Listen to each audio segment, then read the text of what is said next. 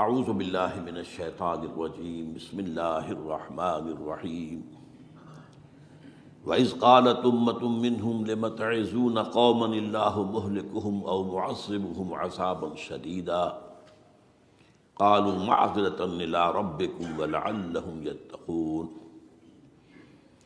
وقال عز وجل كما ورد في آخر سورة الأنبياء وَإِنْ أَدْرِي أَقَرِيبٌ أَمْ بَعِيدٌ مَا تُوعَدُونَ إلى قوله تعالى وَإِنْ أَدْرِي لَعَلَّهُ فِتْنَةٌ لَكُمْ وَمَتَاعٌ إِلَىٰ حِينٍ صدق اللہ العظیم۔ وعن سلمان الفارسی رضی اللہ تعالی عنہ قال قال رسول اللہ صلی اللہ علیہ وسلم لا يرد القضاء إلا الدعاء ولا يزيد في العمر إلا البر رواہ الامام الترمذی رحمہ اللہ۔ رب اشرح لی صدری ویسر لی امری واحلل عقدۃ من لسانی یفقہوا قولی۔ اللہم ربنا الہمنا رشدنا واعذنا من شرور انفسنا۔ اللہم ارنا الحق حقا وارزقنا اتباعہ وارنا الباطل باطلا وارزقنا اجتنابہ، آمین یا رب العالمین۔ حضرات، اگر انسان اس بات پر غور کرے کہ انسانی زندگی کی سب سے یقینی شے کون سی ہے جس میں کسی شک و شبہ کی گنجائش نہیں، زندگی کی سب سے بڑی حقیقت موت ہے جسے ہم بھلائے رکھتے ہیں۔ اگر کسی عزیز کی نماز جنازہ پڑھتے ہیں تب بھی یہ خیال نہیں آتا کہ اس وقت ہم بھی ہو سکتا تھا کہ یہاں پر بجائے ان کے میرا لاشا ہوتا۔ کچھ تھوڑی سی تو ہوتی ہے، قبر میں جب اتارتے ہیں کسی عزیز کو تو کچھ نہ کچھ احساسات کے اندر کچھ حرکت ہوتی ہے، لیکن بس واپس آنے کے بعد پھر آدمی بھول جاتا ہے موت۔ لیکن قرآن مجید نے لفظ یقین استعمال کیا ہے موت کے لیے۔ سورہ حجر کی آخری آیت ہے، حضور سے خطاب کر کے فرمایا وَاعْبُدْ رَبَّكَ حَتَّى يَأْتِيَكَ الْيَقِينُ۔ اے نبی، آپ تو اپنے رب کی بندگی میں لگے رہیے، اس کی اطاعت میں، اس کی فرما برداری میں، یہاں تک کہ موت آ جائے۔ تو سب سے یقینی شے حیات انسانی کی موت ہے۔ اسی طرح اس کائنات کی سب سے یقینی شے قیامت ہے۔ کچھ عرصے پہلے تک جب سائنس آئی تھی، خاص طور پر نیوٹن کا دور تھا، آپ کو یاد ہوگا بہت سو کو جو اصول تھے، میٹر از انڈسٹرکٹیبل، میٹر ڈسٹرائے نہیں ہو سکتا۔ عام گمان یہ تھا کہ کائنات ہمیشہ سے ہے، ہمیشہ رہے گی۔ یہ اس دور کا یہ تھا جو ذہنوں میں تصور تھا، جس کو نیوٹونین ایرا آف فزکس کہا جاتا ہے، فزکس کا نیوٹن کا دور۔ اور ویسے وہ بابا آدم ہے، ماڈرن فزکس کا باپ جو ہے وہ اس میں کوئی شک نہیں، نیوٹن ہے۔ ڈاکٹر مائیکل ہارٹ کی کتاب کا کئی دفعہ تذکرہ میں نے کیا آپ سے کہ تاریخ انسانی کے 100 اشخاص چن لیے جنہوں نے تاریخ کے دھارے کو رخ موڑا، اور ان 100 میں پھر گریڈیشن قائم کی، a selection and gradation of the 100 most influential personalities of human history۔ Number 1 پر حضور کو لایا، نمبر 2 پر نیوٹن کو لایا۔ یہ ساری جو آپ دیکھ رہے ہیں سائنس کی ترقیاں اور اس کے اکتشافات، انکشافات، ایجادات، یہ سب جو ہے اس کا بابا آدم نیوٹن ہے۔ لیکن نیوٹونین فزکس کے اندر بہت سی خامیاں تھیں جو بعد میں واضح ہوئی ہیں، اور آج کا دور آئنسٹائن ایرا کہلاتا ہے یہ۔ تو اس وقت یہ تھا کہ میٹر انڈسٹرکٹیبل ہے، اب کہتے ہیں نہیں، میٹر تو ڈسٹرائے ہو سکتا ہے، it can change into energy at any time. اور آج تصور یہ ہے کہ اس کائنات کا آغاز بھی ایک خاص وقت پر تھا، بگ بینگ، جس کا ذکر کئی دفعہ میں کر چکا ہوں، اور ایک وقت میں یہ کائنات پھر ختم ہو جائے گی۔ اور عجیب نقشہ سائنس آج وہی پیش کر رہی ہے جو قرآن مجید کی آیت میں ہے کہ اس دن ہم لپیٹ دیں گے آسمانوں کو، یوم نطوی السماء کطی السجل للکتب کما بدانا نعیدھا۔ یہ جس طریقے سے کہ پھل جھڑی ہوتی ہے ایک، وہ اس طریقے سے پھیلتی ہے پھل جھڑی۔ تو اس طریقے سے یونیورس پھیلی ہے، اس کی گیلیکسیز جو ہیں پھیلی ہیں، اور پھر یہ ریورس ایکشن اسی طریقے سے ہوگا، یہ لپیٹ لیا جائے گا جیسے کہ پچھلے زمانے میں کتابوں کے تومار ہوتے تھے۔ کتابیں اس طرح کی نہیں ہوتی تھی مجلد جو آپ دیکھتے ہیں، بلکہ یہ کہ ایک کاغذ ہو گیا پورا لکھ لیا، اب یہاں پر کچھ گوند لگایا، دوسرا کاغذ لگا دیا، اس کو طے کر لیا، اب اس کے بعد تیسرا کاغذ یہاں لگا دیا، یہ طے کرتے چلے آ رہے ہیں۔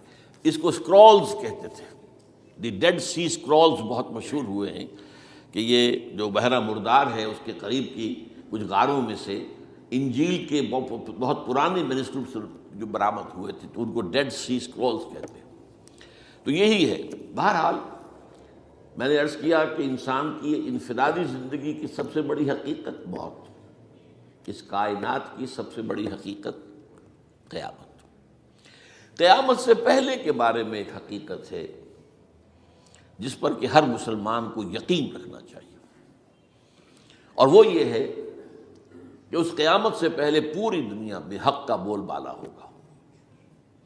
اچھا، یہ وہ بات ہے جو دنیا کے اکثر مذاہب میں ہے، اکثر مذاہب میں، اور خاص طور پر جو تین یہ مذاہب ہیں جنہیں ابراہیمی مذاہب کہا جاتا ہے، یہودیت، عیسائیت اور اسلام، میں جو صراحت کے ساتھ ہے۔ یہود کے ہاں بھی عقیدہ موجود ہے، عیسائیوں کے ہاں بھی ہے، مسلمانوں کے ہاں بھی ہے کہ اس سے پہلے، اس کائنات کے ختم ہونے سے پہلے، اس زمین کی قیامت آنے سے پہلے اس پر اللہ کا دین غالب ہوگا، کنگڈم آف ہیون آن ارتھ۔ اور یہی بات حضرت مسیح نے کہی تھی اپنے اس وقت کے جن یہودیوں سے مخاطب تھے، ریپینٹ، توبہ کر لو، for the kingdom of heaven is at and.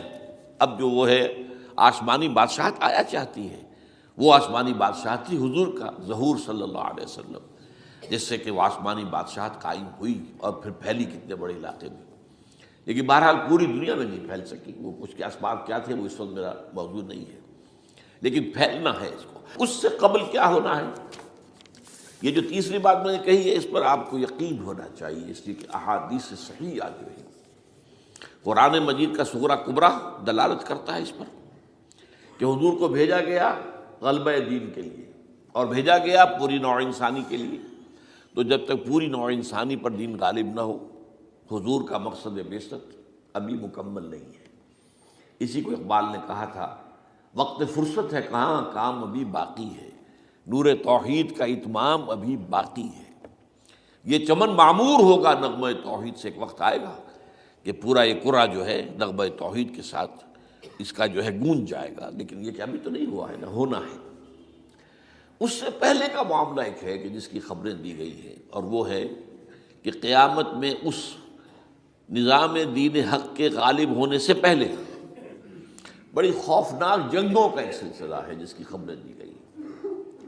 یہ یہود کے ہاں بھی ہیں خبریں موجود، عیسائیوں کے ہاں بھی ہیں، جو بائبل کا آخری باب ہے ریولیشنز آف سینٹ جان، وہ کاشفات یوحنا ترجمہ کیا جاتا ہے، اور حضور کی احادیث میں بھی موجود ہے۔ ملاحم، باب الملاحم، یہ بہت سی کتابوں کے اندر باقاعدہ ابواب ہیں، ایک باب الملاحم، جنگوں کا باب۔ ان میں سے ایک جنگ وہ ہے جسے کہا ہے اس یوحنا کی مکاشفات میں آرمگدان، اور غالباً اسی کو حضور نے قرار دیا ہے الملحمۃ العظمیٰ، عظیم ترین جنگ، الملحمۃ الکبریٰ۔ تو یہ بھی یقینی چیزیں ہیں کہ جو ہونے والی ہیں۔ یہ ملاحم کیوں ہوں گے؟ اب اس میں اچھی طرح سمجھ لیجئے کہ اس میں ایک تو ہے عذاب اکبر جو آئے گا یہودیوں پر، ایک ہے عذاب اصغر جو آئے گا مسلمانوں پر۔ میں نے یہ آج سے 20 سال پہلے کتاب لکھی تھی، وہ جو مختلف، پہلے تو وہ نوائے وقت کے اندر کالم کی شکل میں شائع ہوئی تھی، پھر یہ کہ موجودہ اور سابقہ مسلمان امتوں کا ماضی، حال اور مستقبل، غالباً اس وقت آؤٹ آف پرنٹ ہے وہ کتاب۔ بہرحال جن کو بھی دلچسپی ہو وہ اسے کہیں سے حاصل کر لیں، لائبریری سے، مکتبے سے مل جائے گی، اور پڑھیں اس کو۔ یہ 20-22 سال پہلے کی بات ہے، کوئی آج کی بات نہیں۔ تو اس میں ان تمام چیزوں کا میں نے تذکرہ کیا ہے، اس لیے کہ عذاب اکبر اس کو کہتے ہیں کہ کسی قوم کا نام و نشان مٹا دیا جائے۔ یہ عذاب اکبر آتا تھا صرف ان قوموں پر جن کے طرف رسول بھیجے گئے اور قوموں نے بحثیت مجموعی رسولوں کا انکار کیا۔ ان پر وہ عذاب آئے، اسے عذاب استیصال بھی کہتے ہیں۔ فقطع دابر القوم الذین ظلموا، ان کی جڑ کاٹ دی گئی۔ ایک جڑ کاٹنا ہوتا ہے، درخت کو کاٹنا ہوتا ہے، درخت تو کٹے گا تو پھر دوبارہ جڑ میں سے شاید وہ نکل آئے، لیکن نہیں، جڑ سے اکھیڑ۔ لا یری الا مساکنہم، یہ عذاب جو ہے اب کسی قوم پر نہیں آ سکتا، اس لیے کہ اب کوئی رسول تو آئے گا ہی نہیں، لیکن ایک قوم پر یہ تاریخ کے قرضے کی حیثیت سے موجود ہے، اور وہ قوم یہود ہے۔ ان کی طرف رسول بھیجے گئے حضرت عیسیٰ ابن مریم، رسولا الی بنی اسرائیل، اور انہوں نے یہ بات تو بہت دور کی تھی کہ مانتے انہیں اور ان پر ایمان لاتے، الٹا جو کچھ کیا ہے آپ کو معلوم ہے۔ انہیں ولد الزنا قرار دیا، جادوگر قرار دیا، واجب القتل قرار دیا، اور اپنے بس پڑتے سولی پر چڑھوا کر دم لیا۔ حالانکہ بار ہوا یہ نہیں ہے، اللہ نے انہیں اس سے پہلے ہی زندہ اٹھا لیا آسمان پر، دوبارہ وہ آئیں گے۔ بہرحال لیکن اس قوم کے اوپر وہ عذاب جو ہے وہ قرض ہے تاریخ کا، وہ قرض ادا ہوگا۔ حضرت مسیح علیہ السلام ہی آئیں گے دوبارہ، اور ان کے ہاتھوں اس امت کا خاتمہ ہوگا، ایک ایک فرد ختم ہو جائے گا۔ یہ جب میں نے یہ باتیں کہی تھی تو امریکہ میں یہودیوں نے بڑا شور مچایا، میرے خلاف جو ہے ان کی ایک مہم نکلی یہودیوں کی طرف سے کہ اس کی کتابیں وغیرہ، اس کے ویب سائٹ بند کرو، یہ جو ہے اینٹی سیمیٹک ہے، یہ کہتا ہے سب یہودی قتل ہو جائیں گے۔ یہاں پر بھی جو میرے ساتھ ایک ڈائلاگ کرنے کے لیے جو 12-13 پروفیسر آئے تھے امریکہ وغیرہ سے، ان میں سے جو یہودی تھا تو اس نے بہت ناراضگی کا اظہار کیا، آپ کہتے ہیں سارے یہودی ختم کر دیے جائیں گے، یہ بات ظاہر بات ہے پیلیٹیبل نہیں ہے۔ لیکن پھر ہمارے ساتھی جو وہاں پر تھے امریکہ میں پریشان ہوئے کہ آپ کے خلاف یہاں پر اب یہ مہم شروع ہو گئی ہے، تو میں نے بتایا کہ یہ تو جو زائنسٹ ہے، جوش زائنسٹ، اور اس کے ساتھ ہے کرسچن زائنسٹ۔ کرسچن زائنسٹ کا رسالہ نکلتا ہے ٹرمپٹ، دی فلاڈلفیا ٹرمپٹ، اس کے مدیر نے خود لکھا ہے کہ 80% یہودی قتل ہو جائیں گے۔ اس کو میں نے یوں سمجھا ہے کہ 20% وہ ہوں گے کہ جو حضرت مسیح کی آمد ثانی پر ایمان لے آئیں گے، وہ بچ جائیں گے، لیکن باقی جو اڑے رہیں گے اس کے بعد بھی تو وہ ختم کیے جائیں گے۔ تو یہ عذاب الاکبر جو ہے تاریخ کا ایک قرض ہے کہ جو ادا ہوگا، ورنہ کسی اور قوم پر یہ عذاب اکبر اب نہیں آ سکتا۔ لیکن دوسرے درجے میں یہ عذاب ہوگا امت مسلمہ پر۔ امت مسلمہ بھی تو عذاب کی مستحق ہو گئی ہے۔ وہ عذاب جو یہودیوں پر بہت پہلے آئے تھے، ضربت علیہم الذلۃ والمسکنۃ وباؤوا بغضب من اللہ، یہ تھا کہ نہیں تھا؟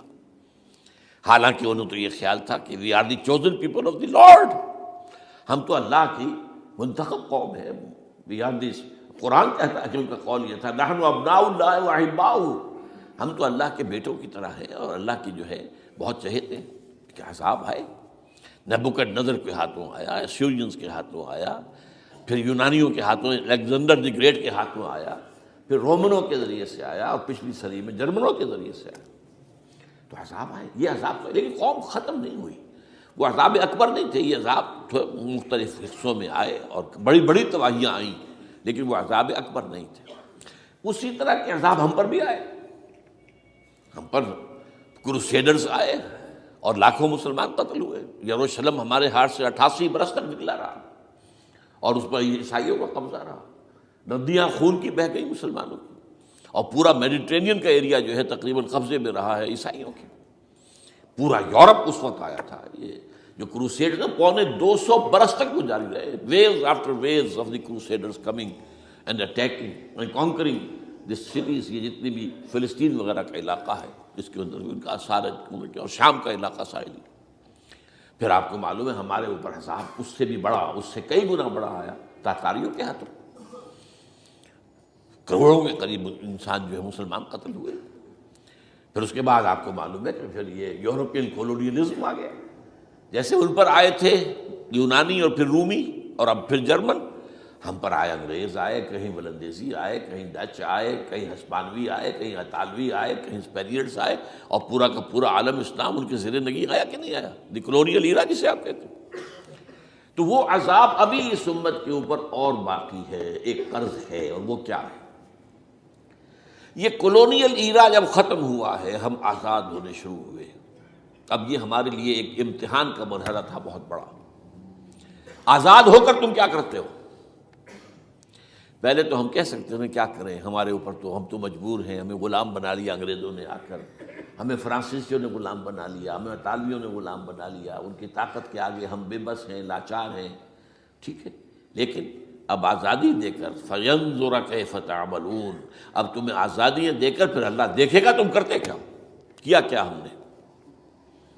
جو مسلمان قوم ملک آزاد ہوا اس نے یا تو اپنا قبلہ بنایا واشنگٹن کو یا بنایا ماسکو کو، کسی نے قرآن کو اپنا امام نہیں بنایا.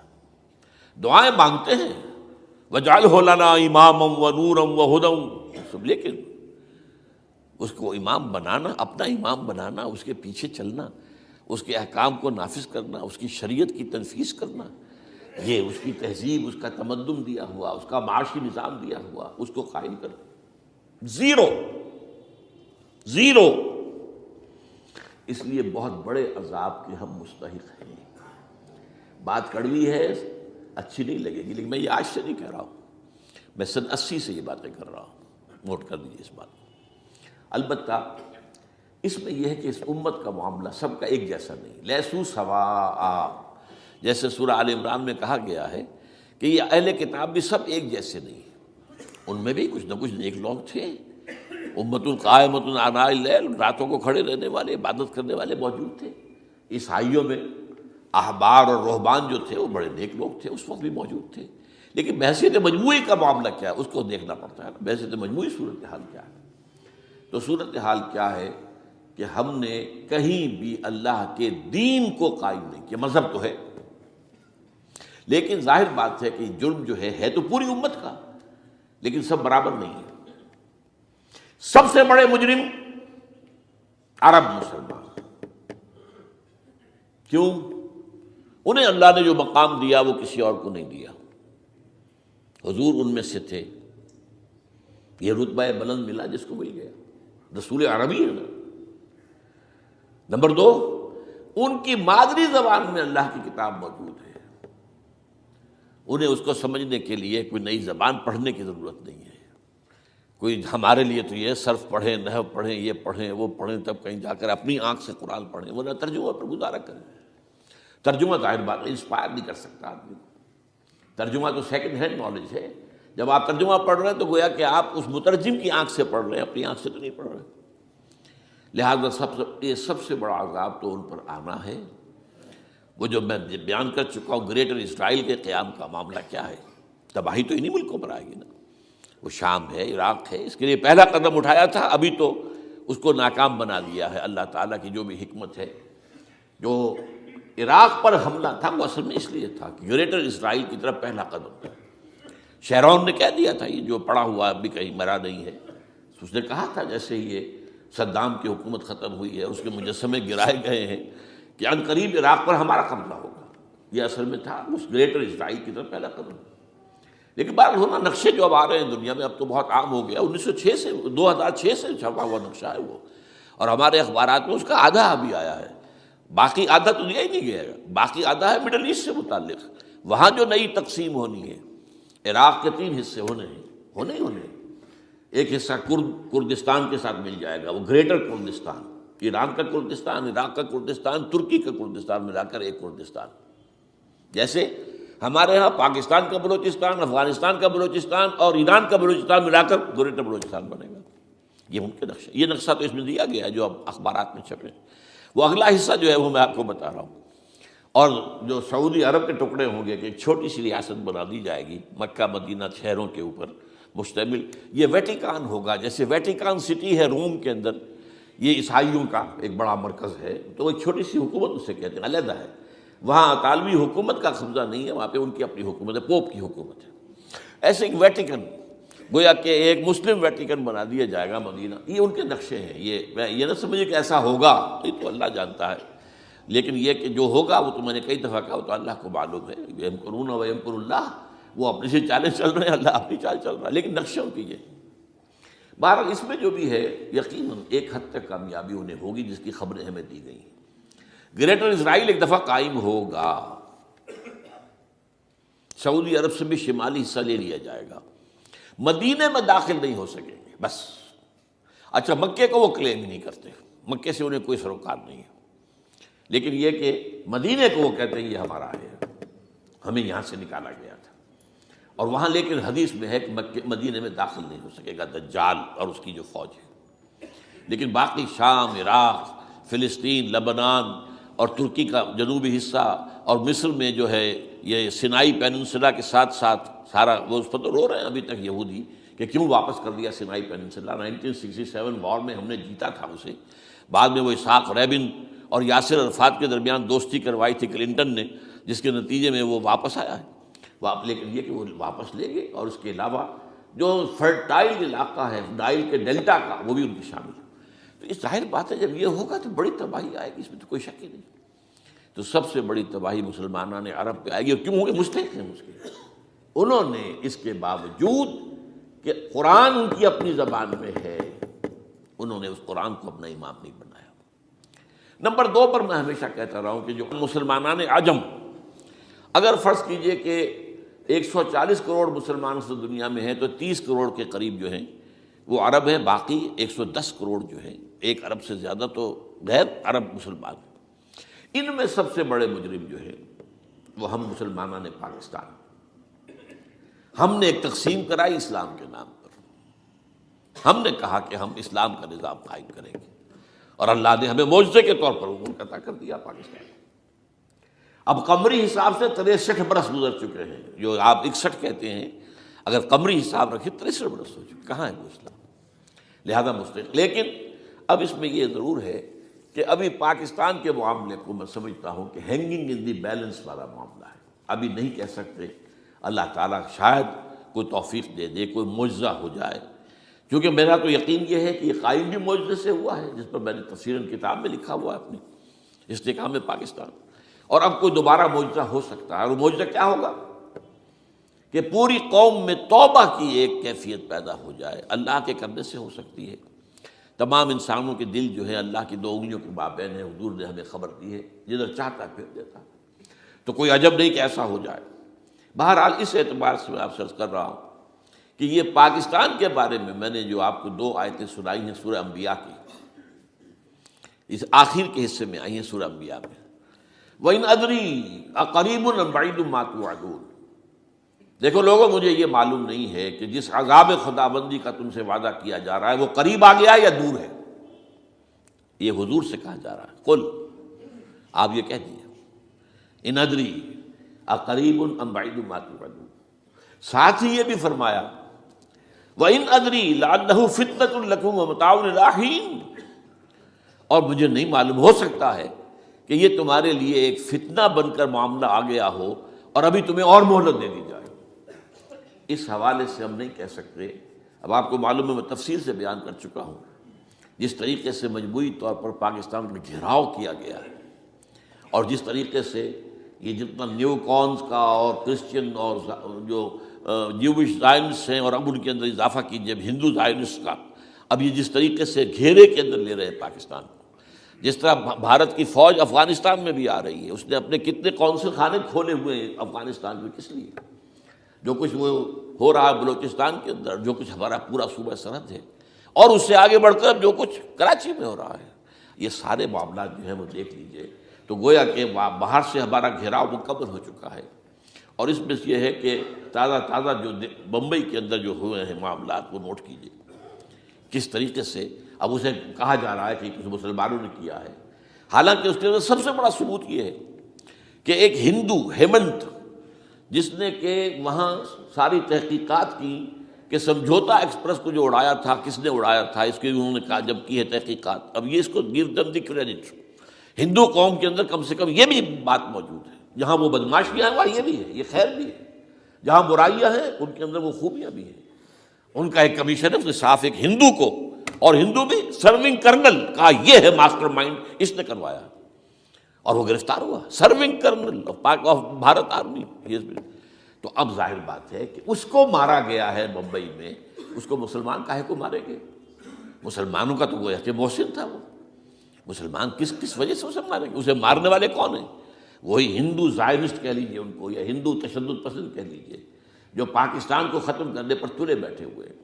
یہ ان کا در حقیقت کام ہے کہ اس شخص نے اتنی بڑی حرکت کی کہ ہمیں جو ہے ہماری سازش کو بے نقاب کر دیا۔ تو اصل میں لیکن یہ سب کچھ جو ہو رہا ہے وقتی طور پر تو بہت زیادہ طوفان اور جوش آیا تھا، معلوم ہوتا تھا کہ شاید 9/11 والا معاملہ جو تھا نیو یارک کا، اس کے نتیجے میں جو ایک دم امریکہ جو ہے نکلا ہے غصے کے اندر، اور پوری قوم اس کی کھڑی ہو گئی اور پوری دنیا جمع ہو گئی افغانستان پر حملے کے لیے، شاید ایسا معاملہ ہو جائے، لیکن نہیں، اللہ کا شکر ہے کہ یہ معاملہ جو ہے ان ادری لعلہ فتنۃ لکم ومتاع الی حین۔ ابھی کل کی جو تازہ ترین رپورٹ ہے وہ یہ ہے کہ اوباما کو بریفنگ دی گئی ہے کہ پاکستان کے جو نیوکلیئر بامبس ہیں وہ ولنریبل ہیں، اور ان کے اندر اندیشہ ہے کہ وہ جو ہے شدت پسندوں کے ہاتھ میں نہ پڑ جائیں۔ اس کو کوئی نہ کوئی بہانہ انہوں نے بنانا، یہ جو میں آپ سے عرض کر چکا ہوں، کچھ ہمارے لوگوں کو یہ امیدیں ہو گئی تھی براک اوباما کے آنے سے۔ یہ میں نے پھر اس کے بعد ایک مضمون میں پڑھا ہے، آپ کے لیے بھی نئی بات ہوگی۔ براک کا لفظ جو ہے اس میں یہ بھی اسلامی ہے، یہ برکت سے ہے، اس لیے کہ اس کا باپ جو ہے وہ سواحلی علاقے کا، سواحلی زبان جو ہے، کینیا کا ساحلی علاقہ جو ہے وہ سواحلی زبان جو ہے اس میں عربی کی بڑی آمیزش ہے، کیونکہ وہ تو بہت قریب ہے نا، عرب سے کتنا فاصلہ ہے، وہ درمیان میں وہ ریڈ سی ہے، بڑا چھوٹا سا سمندر ہے، تو سواحلی زبان میں عربی اثرات ہیں۔ تو یہ برکت والی بات، جیسے ہم کہتے ہیں کسی کا نام برکت حسین، برکت علی، تو یہ وہ ہے باراک برکت والا، باراک حسین، اور پھر حسین کا موجود۔ تو اس سے بڑی توقعات ہو گئی تھی، لیکن نظر یہ آ رہا ہے کہ جو بش کا ایجنڈا تھا، اس لیے کہ اصل میں اس کی پالیسی بنانے والے میں آپ کو بتا چکا ہوں، کوئی ایک فرد نہیں ہوتا وہاں تو پورے ادارے ہیں، بڑے بڑے تھنک ٹینکس ہیں، اور یہ ثابت ہو گیا ہے کہ اس اوباما نے آتے ہی سب سے زیادہ کٹر جو زائرس تھا امریکہ کے اندر، جس کا نام ہی اسرائیل ہے، اسرائیل رحم، جو ہے اسرائیل رحم ایمانویل، اس کو اپنا بنایا chief of the white house staff. اور یہ وہ شخص ہوتا ہے کہ جو گویا کہ جس کے گھیرے میں ہوتا ہے صدر امریکہ کا۔ صدر سے کون مل سکتا ہے، یہی فیصلہ کرے گا، کون نہیں مل سکتا یہ فیصلہ کرے گا، کون سی رپورٹ صدر تک جائے گی یہ فیصلہ کرے گا، کون سی رپورٹ روک لی جائے گی یہ فیصلہ کرے گا۔ تو گویا کہ صدر کے کان بھی ہو، صدر کی آنکھ بھی ہو، لہذا صدر جو ہے اس کے تو اوپر گھیرا ہوتا، اور اس سے بھی آگے بڑھ کر نوٹ کیجئے، میں نے آپ کو پہلے بتایا بھی تھا، ساؤتھ ایشیا کے لیے اس نے اپنا ایڈوائزر بنایا ہے ایک ہندو کو، اس کا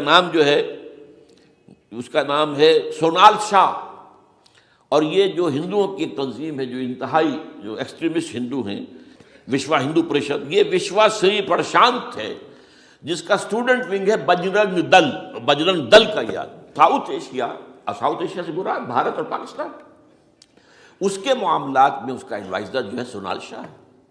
تو حالات جو ہے اس اعتبار سے انتہائی یوں سمجھیے کہ خطرناک۔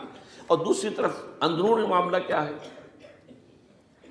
سائنس کی دو اصطلاحات آپ نے سنی ہوگی، centrifugal forces, centripetal forces. Centrifugal وہ ہوتی ہے کہ جو مرکز سے توڑنے والی ہوتی ہے، بھاگتا ہے ہر ایک مرکز کو چھوڑ کر، یہ سینٹریفیوگل فورسز ہے۔ سینٹریپیٹل وہ ہوتی ہیں جو مرکز کی طرف لانے والی ہوں، جو ایک مرکز کے گرد لوگوں کو جمع کرے، تو مرکز گریز اور مرکز کی طرف رخ کرنے والی۔ ہمارے پاس سینٹریپیٹل فورس صرف ایک ہے، وہ اسلام ہے، اور وہ ہے نہیں۔ ہر چند کہیں کہ ہے، نہیں ہے، کہاں ہے؟ نظام کہاں ہے؟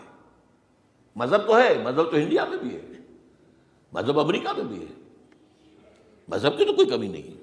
فاسٹسٹ گروئنگ ریلیجن میں نے بارہا کہا ہے دنیا میں مانا جا رہا ہے کہ اسلام، لیکن مذہب دین کہیں نہیں۔ حضور بھیجے گئے تھے دین کو غالب کرنے کے لیے۔ هو الذی ارسل رسولہ بالہدی ودین الحق لیظہرہ علی الدین کلہ۔ سینٹریفیوگل فورسز آپ کو یاد ہوگا، میں نے گنوا دیا تھا ایک دفعہ۔ آپ کا نارتھ پول کیا ہے؟ NWFP، وہاں حکومت اس نے کن کی ہے؟ وہ اسفند یار ولی، جس کا دادا، جس نے پاکستان میں دفن ہونا گوارا نہیں کیا، جن کا پختہ موقف یہ ہے، اس کے باپ کا بھی ولی خاں کا یہ تھا کہ انگریز نے بنایا ہے، پاکستانی انگریز کا بنایا ہوا ہے، یہ انگریزی سازش کے نتیجے میں وجود میں آیا، and they believe in that۔ اور اس کے ساتھ مولانا فضل الرحمان ہیں، جن کے والد مرحوم نے یہ کہا تھا کہ اللہ کا شکر ہے ہم پاکستان کے بنانے کے گناہ میں شامل نہیں تھے۔ یہ ہیں اس وقت وہاں کی فورسز۔ اور جنوب میں نہ معلوم کب سے ان کا نقشہ بن رہا ہے، جب سے یہ MQM قائم ہوئی تھی، مہاجر قومی موومنٹ تھی، بعد میں انہوں نے اپنا رنگ بدلا ہے، کچھ تبدیل کیا ہے، لیکن یہ کہ اصل میں تو وہی ہے. گرگٹ رنگ بدل رہے تو اس کی فطرت تو نہیں بدلتی، ہے تو وہی اردو اسپیکنگ. اور اب جو ہنگامے ہو رہے ہیں وہ پختون اور اردو اسپیکنگ کے درمیان ہنگامے ہو رہے ہیں، اور زیادہ پٹھانوں کو مارا جا رہا ہے، ان کی دکانیں جلائی جا رہی ہیں. یہ بسیں وسیں جتنی جلتی ہیں وہ اس لیے کہ زیادہ تر ٹرانسپورٹ جو ہے وہاں پر وہ پختونوں کے ہاتھ میں ہے. یہ وزیری وغیرہ لوگ جو ہے محسود ہیں، یہ لوگ ہیں وہاں پر جو ہے. اکثر و بیشتر بہت سے مساجد کے اندر آپ کو جو امام ملیں گے وہ پٹھان ملیں گے، جو پہرے دار ملیں گے وہ پٹھان ملیں گے. بہت بڑی تعداد ہے، لیکن یہ کہ اس کے اوپر وہاں پر فساد شروع ہو گیا. بلوچستان کا معاملہ سب کو معلوم ہے. تو اندرونی طور پر جو سینٹریپیٹل فورس ہو سکتی تھی اس کو ہم نے کیا نہیں مضبوط، کمزور سے کمزور تک کرتے چلے گئے. اور اب جو کچھ ہو رہا ہے، اب مضامین آ رہے ہیں، آئلی قوانین میں تبدیلیاں کیوں کی جا رہی ہیں. یہ جو کانفرنس ہوئی تھی جو یو این او کے اندر، بیجنگ +5 کانفرنس، جو بات اس میں طے ہو اس میں یہ تھا طلاق کے معاملے میں مرد اور عورت کو بالکل برابر کر دیا جائے. اب وہی کر رہے ہیں آپ. یہ سفاری آئی کائے کے لیے؟ جیسے مرد طلاق دے سکتا ہے عورت بھی طلاق دے سکتا ہے. اسلام میں یہ نہیں ہے. اسلام میں یہ ہے کہ عورت طلاق لے سکتی ہے، دے نہیں سکتی. وہ لے گی یا تو شوہر سے خود کہے بھائی تم مجھے آزاد کر دو، تم نے مجھے مہر دیا تھا میں واپس کرتی ہوں، یا یہ آدھا لے لو، یا یہ ہے کہ وہ اپنے بڑوں سے، بزرگوں سے اور اس کے بڑوں بزرگوں کو بیچ میں ڈالے، یا عدالت میں جائے. عدالت اگر کو قائل کر دے گی کہ عدالت کے واقعی اس کے معاملات ان کے صحیح اب نہیں نبھ سکتے، وہ سیپریٹ کر دیں گے. وہ ایک ہے خلا لی جا سکتی ہے، طلاق دی نہیں جا سکتی. یہ فرق رکھا گیا. اسلام میں مرد اور عورت اسینشلی برابر ہیں. As human beings they are equal. کوئی فرق نہیں، کوئی اونچا نہیں، کوئی نیچا نہیں. جو بھی انسان کے اندر شرف انسانیت ہے، اشرف المخلوقات ہونے کا جو مقام حاصل ہے، وہ مرد کو بھی عورت کو بھی ہے. ان میں کوئی فرق نہیں. لیکن جب ایک مرد اور ایک عورت مل کر ایک خاندان کی بنیاد ڈالتے ہیں، اب وہ برابر نہیں ہے. الرجال قوامون علی النساء. کوئی بھی انسٹیٹیوشن ہو اس میں دو برابر کے سربراہ نہیں ہو سکتے. دونوں کا اختیار ایک جیسا ہو تو کیسے چلے گی گاڑی؟ چل ہی نہیں سکتی. آپ ڈائریکٹر جو ہے 100 بنا لیں، مینیجنگ ڈائریکٹر ایک ہوگا. ظاہر بات ہے دو تو نہیں ہو سکتے. لہذا انسٹیٹیوشن فیملی کے لیے اسلام نے جو نظام دیا ہے، یہی طلاق کا معاملہ ہے، وراثت کا معاملہ ہے. عورت کے ذمے کچھ اور کام لگائے ہیں، مردوں کے ذمے کچھ اور کام لگائے ہیں. مرد ذمہ دار ہے، کفیل ہے، لہذا وراثت میں اس والد کی طرف سے اسے 2 حصہ ملتا ہے.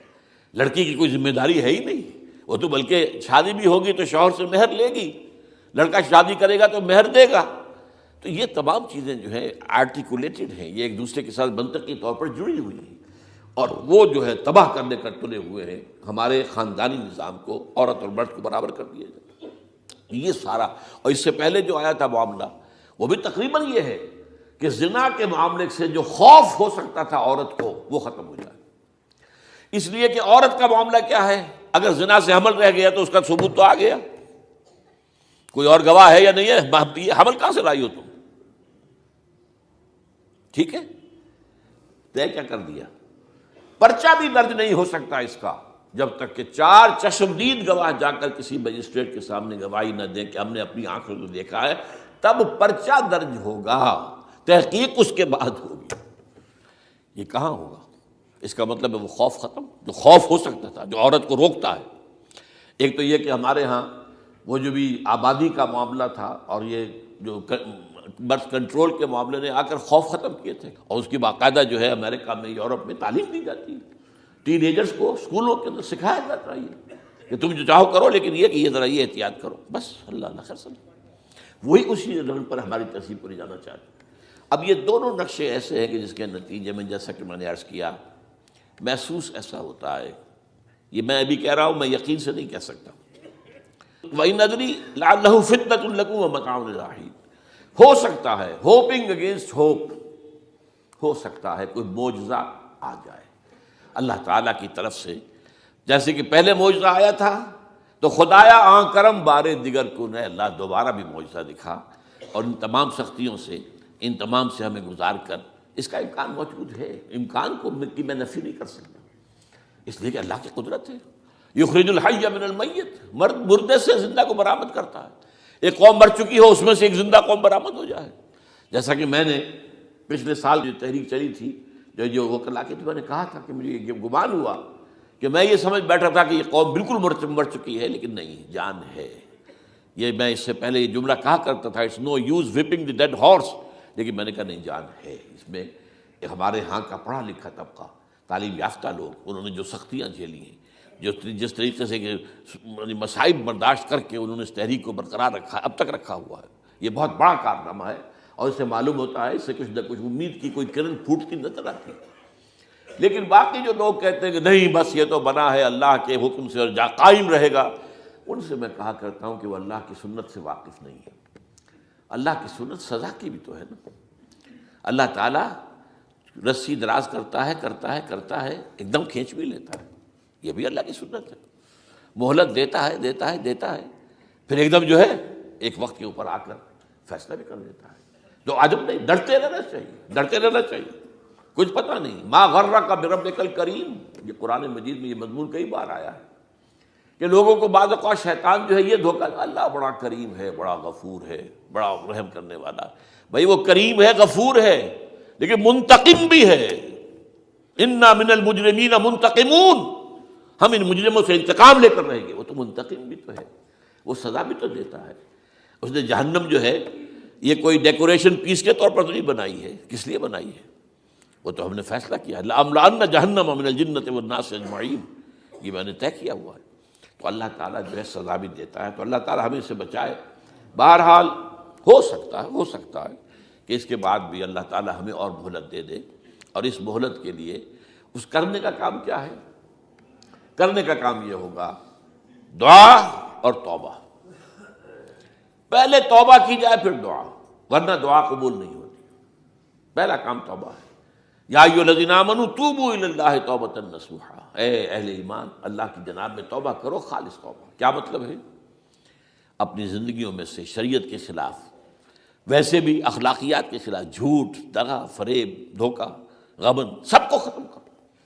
سود، بے پردگی، عریانی، فحاشی ختم کرو۔ طے کر لو کہ کوئی شخص شریعت کے خلاف اور اخلاقیات کے خلاف، صرف شریعت نہیں، ایک بنیادی انسانی اخلاقیات ہوتی ہیں، اس کے سارے تقاضے پورے کر دیں جو ہمارے یہاں ختم ہو چکے ہیں۔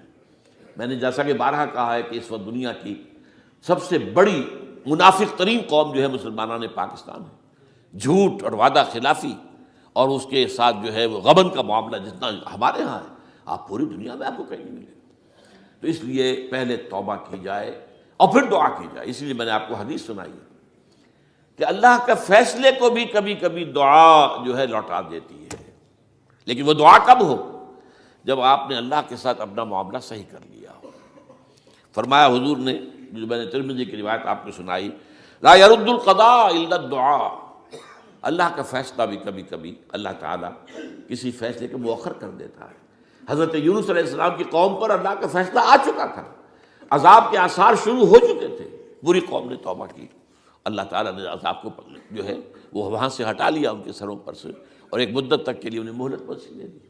تو اس کے لیے تو یہ ہے کہ توبہ کی جائے اور دعا کی جائے، اور اس میں یہ ہے کہ اس میں توبہ کا ایک حصہ لازماً یہ ہونا چاہیے کہ ہم طے کر لیں کہ اللہ اب مجھے اپنی بہترین توانائیاں، اپنی قوتیں، صلاحیتیں، وسائل خرچ کرنے ہیں اور تیرے دین کو قائم کرنے کے لیے۔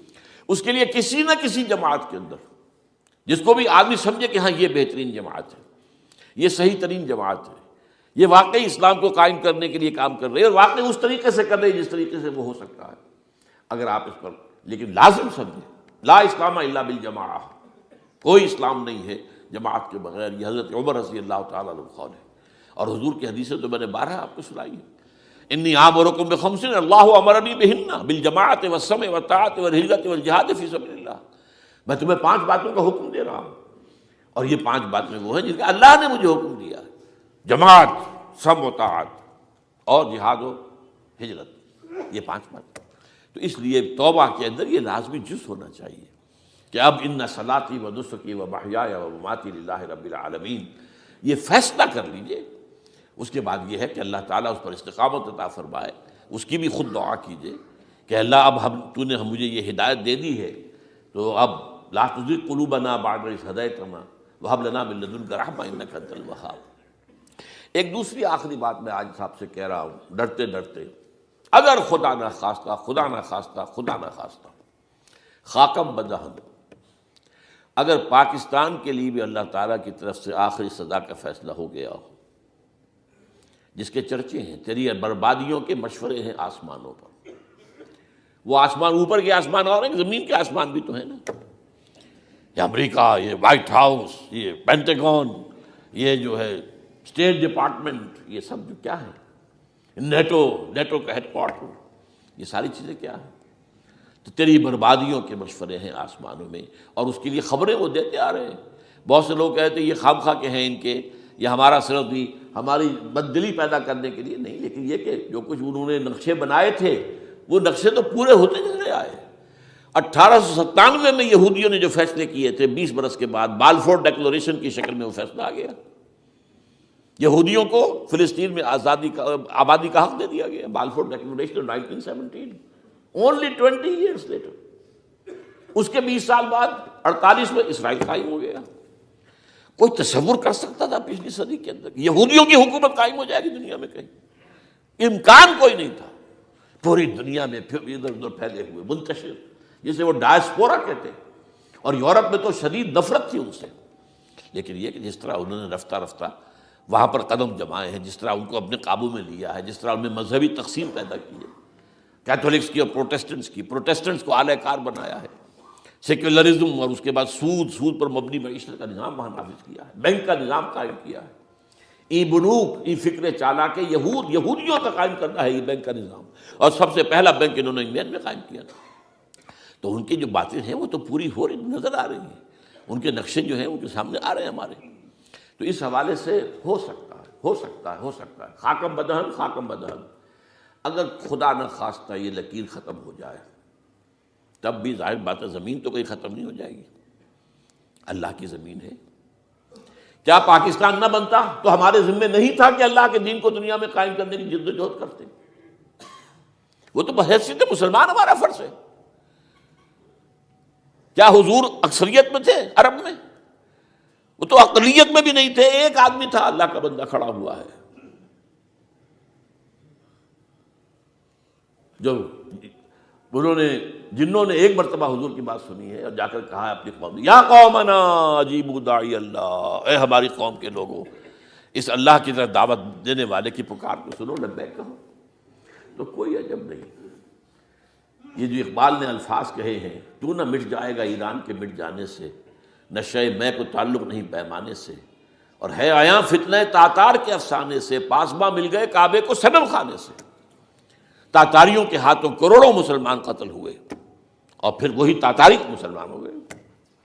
امت مسلمہ کی قیادت ان تاتاریوں کے ہاتھ میں آ گئی، عربوں سے لے کر ان تتولوا یستبدل قوما غیرکم، جو بات سورہ محمد میں کہہ دی گئی تھی بالکل آغاز میں، اگر اے عربوں تمہیں جو مقام ہم نے دیا ہے، اپنا رسول تم میں سے بھیجا، بعث فی الامیین رسولا منہم، تمہاری زبان میں اپنی کتاب نازل کی، تو تمہیں جو مشن سونپا ہے اگر تم نے اسے پیٹھ دکھا دی، تمہیں ہٹائیں گے، کسی اور قوم کو لے آئیں گے۔ اور یہ 13ویں صدی عیسوی میں ہو گیا۔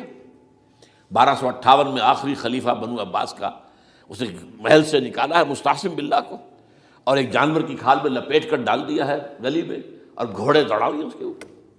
یہ آخری چراغ گل ہوا ہے بنو عباس کا، جس پر کہا تھا سعدی نے، آسمارا حق بود برخوب بارد برزمی بر زوال ملک مستعصم امیر المومنین۔ مستعصم باللہ نام تھا آخری خلیفہ کا، اس کی حکومت کے زوال پر آسمان سے خون بھی برسے تو اس کا حق ہے آسمان کو کہ خون کی بارش کرے۔ تو یہ چیزیں ہیں جو کہ نوٹ کرنے کی ہیں۔ اگر خدا نہ خواستہ ایسا ہو جائے تو ظاہر بات ہے کہ اسلام پھر بھی زندہ رہے گا۔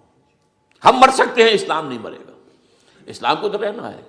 جیسا کہ حضور نے فرمایا کہ میں آخری رسول ہوں، تم آخری امت ہو، وہ تو یہ ہے، البتہ یہ ہے ہو سکتا ہے ہم سے یہ قیادت چھین کر کسی اور کو دے دی جائے، اور کوئی عجب نہیں کہ ہندوؤں سے ہمیں پٹوا کر ہندوؤں کے ہاتھ میں دے دی جائے۔ تاریخ کی میں مثال دے رہا ہوں، ہے یہاں فتنہ تاتار کے افسانے سے، پاسباں مل گئے کعبے کو صنم خانے سے۔ آخر ہندوستان میں 20 کروڑ مسلمان ہے کہ نہیں، بلکہ زیادہ ہے۔ آپ سوچئے اس ہندوستان کی سرزمین سے شیخ احمد دیدات پیدا ہوا تھا، جس نے پوری دنیا میں عیسائیوں کو جو ہے وہ مناظروں میں شکست دی ہے۔ اسی ہندوستان سے آج ذاکر نائک کھڑا ہوا، پوری دنیا میں ڈنکا بجا رہا ہے، عیسائیت کے خلاف، یہودیت کے خلاف، ہندو مت کے خلاف، ان کی کتابوں سے، ان کے ویدوں سے، ان کے تمام جو اسکرپچرس ہیں ان کے حوالے سے ثابت کر رہا ہے تمہارا دین غلط ہے، تمہارے ہاں تو محمد کی بشارتیں موجود ہیں، دیکھو یہ ہے، یہ کتابیں ہیں، یہ پڑھی انہوں نے۔ میں نے کبھی کہا تھا مولانا علی میاں رحمۃ اللہ علیہ سے کہ مولانا، میں یہ گیا تھا ان کے پاس ملاقات کے لیے، میرا خیال ہے کہ سن 82-83 کی بات ہے، کہ میں اور کسی سے تو توقع نہیں رکھتا لیکن آپ سے توقع رکھتا ہوں کہ آپ زیادہ روشن خیال علماء میں سے ہیں، کہ آپ ندوۃ العلماء لکھنؤ کے اندر آپ سنسکرت کی تعلیم کو لازمی کریں، تاکہ آپ کے فارغ التحصیل لوگ نکلیں تو وہ پڑھ سکیں ویدوں کو کہ ویدوں میں کیا لکھا ہوا ہے، ہندو کے ذہن کو تو سمجھے کہ ہندو کا ذہن ہے کیا، اس کا فکر کیا ہے، اس کی سوچ کیا ہے، اس کے عقائد کیا ہیں، جو وہ ظاہر کر رہے ہیں وہی ہیں یا واقعی ان کی کتابوں میں کچھ اور ہے۔ آج ہمارا بھی ظاہر بات ہے کہ آج اسلام جو ہے، کوئی تازیوں کے جلوسوں سے کوئی اسلام کو پہچانے، یا جو پیروں کے مقبروں کے اوپر جو ہے صوفیہ کے جو عرس ہو رہے ہیں اس کے حوالے سے اسلام کو پہچانے گا تو کیا وہ صحیح اسلام کو پہچانے گا؟ اسی طریقے سے آپ کو ہندو مذہب کا ذہن جو ہے کیا ہے، تو وہ وعدہ کیا کہ ہاں آپ نے بہت اچھی بات کہی ہے۔ 2 سال کے بعد میری ملاقات وہاں ہوئی ایک کانفرنس میں، وہ بھی مدعو تھے، میں بھی تھا شکاگو میں۔ میں نے پوچھا مولانا وہ آپ نے کیا؟ کہ میں تو بھول ہی گیا۔ یہ ہمارے علماء کا اصل میں معیار ہے، نئی بات کو جو ہے کوئی قبول کرنا ان کے لیے اتنا آسان نہیں۔ آج ذاکر نائک کر رہا ہے، ڈٹ کر کر رہا ہے، ان کے اسکرپچر سے، ان کے حوالوں سے، اپنشد سے، اور تمام جو ان کے جو ہیں ویدوں سے، تو یہ کام جو ہو رہا ہے۔ اسی طریقے سے یہ بھی بات میں آپ کو بتا دوں کہ میرے دورہ ترجمہ قرآن کی جس قدر پذیرائی بھارت میں ہو رہی ہے، پاکستان میں نہیں ہے۔ پاکستان میں تو میرے چینلز بند کر دیے گئے، مجھ پر بہت سے چینلز جو ہیں ان کا دروازہ بند ہے، پی ٹی وی میں تو میرا داخلہ ہی حرام ہے، اور باقی سب نے بند کر دیا گیا۔ ایک جو ہے ہمارے ہاں ایک مائنورٹی کمیونٹی ہے، وہ اتنی زوردار ہے، اور ظاہر بات ہے نیوسنس ویلیو اگر زیادہ ہے تو وہی چیز دنیا میں چلتی ہے۔ آپ کو معلوم ہے بند کرا دیا انہوں نے کچھ عرصے کے لیے، اب ذاکر کا پروگرام بھی ممبئی میں بند کرا دیا تھا لیکن وہاں تو کھل گیا، اس لیے کہ کم سے کم ذاکر نے پچھلے دنوں کہا ہے ایک کانگریس ایک اپنے اجلاس کے اندر، اور یہ عجیب بات ہے، اس سے پہلے اس نے کبھی کوئی سیاسی بات نہیں کی، لیکن اس نے یہ بات کہی ہے کہ پہلے تو کہا جاتا تھا ہندوستان میں کہ مسلمان تعلیم حاصل نہیں کرتے، جاہل ہیں، اس لیے پیچھے رہ جاتے ہیں، اور آج جب مسلمان آگے آگے ہے تعلیم میں تو اب آئی ٹی کے میدان میں دروازہ بند کر دیا گیا مسلمانوں کا۔ یہ اس نے کھل کر کہا ہے، بامبے کی اسٹیج پر کہا ہے، لیکن اس نے یہ کہا کہ جو کچھ بھی ہے ہندوستان میں، لیکن ایک بات ہے کہ ہندوستان کی عدلیہ صحیح جگہ پر قائم ہے، اس کا مقام درست ہے۔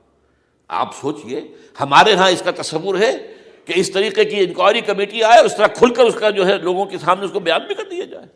ہمارے ہاں تو کسی انکوائری کمیٹی کی رپورٹ آج تک سامنے آتی ہی نہیں، سب بند، کوئی کمیٹی جو بھی کچھ ہو جائے اس کے بعد کسی کو پکڑنا، سرونگ کرنیل کو پکڑ لینا، تو عدلیہ قائم ہے۔ جیسے کہ کبھی چرچل نے کہا تھا جب بے انتہا تباہی ہو گئی تھی سیکنڈ ورلڈ وار میں، اور لوگ آئے کہ برباد ہو گئے، تباہ ہو گیا، یہ ہو گیا وہ، اس نے کہا یہ بتاؤ کہ برطانیہ میں عدالتیں کام کر رہی ہیں؟ کہ ہاں، بس ٹھیک ہے، پھر یہ ملک قائم رہے گا۔ یہ معاملہ جو ہے بھارت کے اندر عدالتیں ہیں چل رہی ہیں، تو اس حوالے سے کوئی عجب نہیں، کوئی عجب نہیں۔ ہمیں اصل میں جیسا کہ میں نے کہا تھا کہ ہم وطن پرست نہیں ہیں، ہم زمین پرست نہیں ہیں، وندے ماترم یہ ہمارا ترانہ نہیں ہے، زمین کے پجاری نہیں ہیں، ہمیں پاکستان سے محبت ہے اور پاکستان کا دفاع کریں گے۔